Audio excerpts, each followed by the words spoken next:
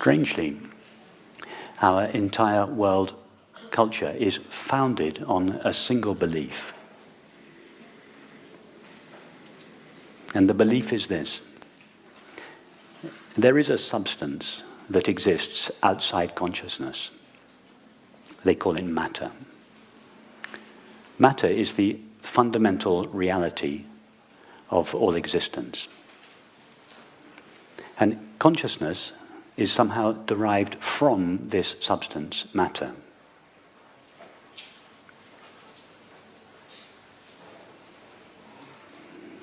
Whether we realize it or not, almost all our thoughts, feelings, activities, and relationships are founded upon this primary assumption.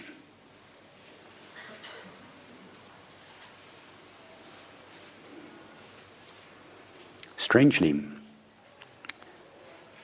since the invention of the idea of matter a few thousand years ago, we have been looking for it. Scientists are still looking for it. They haven't found it. Many scientists believe that it's just a matter of a few more years and a few more $1 billion, and we will eventually find this stuff called matter. But it is, and philosophers have been thinking about it for over 2,000 years, the nature of this stuff called matter. The fact that nobody has ever once, for a moment, glimpsed this stuff seems not to have much impact on the debate. It is like spending centuries discussing the eating habits of the Loch Ness Monster. The fact that nobody ever saw the Loch Ness Monster is just a detail that seems to have been overlooked. One day we will find it, but in the meantime, let's continue to discuss its eating habits and its mating habits, and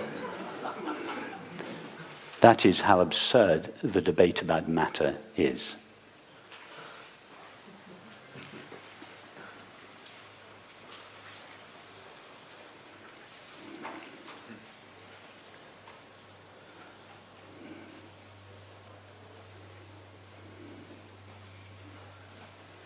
This second most important unanswered question that Peter mentioned last night. What is the hard problem of consciousness? The question as to how can consciousness be derived from matter it's a pseudo question. It's a non-existent question. Did anybody else notice the contradiction in those two questions? The first question, what is the nature of the universe? The second question, how is consciousness derived from matter? Is the contradiction in those two questions not staring us in the face? In the first question, the first most important unanswered question, what is the nature of the universe? We acknowledge that we don't know what the nature of the universe is. In the second question, how is consciousness derived from matter? We've made a huge leap of faith. We've presumed the stuff called matter, having already acknowledged in the previous question that we have no idea what the universe is made of. And then we ask the question, how is consciousness derived from it? I mean, do you have to be an astrophysicist to notice the contradiction there?